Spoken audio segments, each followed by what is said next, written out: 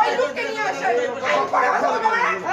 ঠিক আছে বকুল নাম কুলাতে তার মেলে ব্যবসা আছে তার চরিত্র খারাপ ওই লোকের কুলাতে তার ব্যবসা আছে আপনি ওই লোকের সব কথা শুনতে হবে নাকি আমাদের টাকা নাই আমরা কথা বলতে পারবো না নাকি ওনাকে কালকে উনি আগের থেকে এখানে আসে ছিল বুঝতে পারছেন কেউ টাকা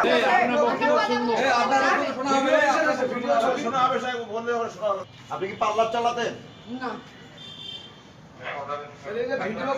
পাওয়া গেছে আমার কোনো মোবাইল এগুলো নাই আমি মোবাইল ইউজ করি না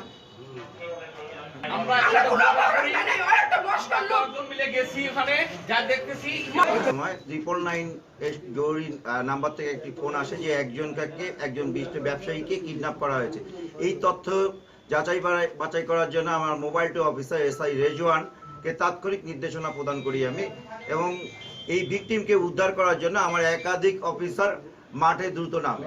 পরবর্তীতে আমরা বিভিন্ন জিনিস তথ্য যাচাই বাছাই করে একসময় একটা আসামিকে গ্রেপ্তার করতে সক্ষম হই, এবং তার দেওয়া তথ্যের ভিত্তিতে এবং তার মোবাইল আমরা চেক করে এই ভিকটিমের ছবি সেখানে পাই। সেখান থেকে আমরা আরও তার সহযোগিতায় এই ভিকটিমকে আমরা 8 নম্বর উপশহর থেকে উদ্ধার করি, এবং অপর যে সহযোগীরা তারা সুকৌশলে ওখান থেকে পালিয়ে যায়।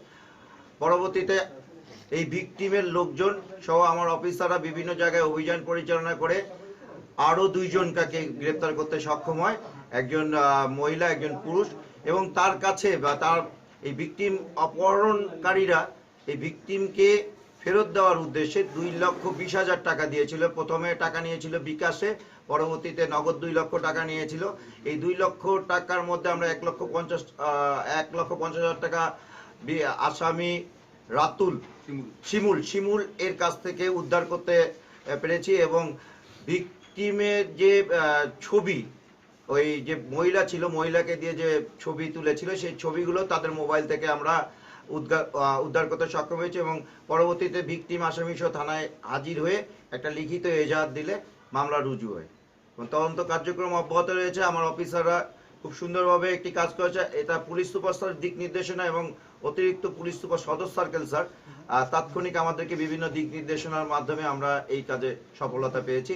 যাতে এই ধরনের ঘটনা পুনরাবৃত্তি না ঘটে এই জন্য আমার একাধিক টিম বিভিন্ন সময় বিভিন্ন জায়গায় অভিযান পরিচালনা করে, এবং সেই সাথে প্রেস যে বন্ধুরা আছেন আপনাদেরও সহযোগিতা চাচ্ছি এই অপরাধ নিবারণ করার জন্য। ধন্যবাদ সবাইকে।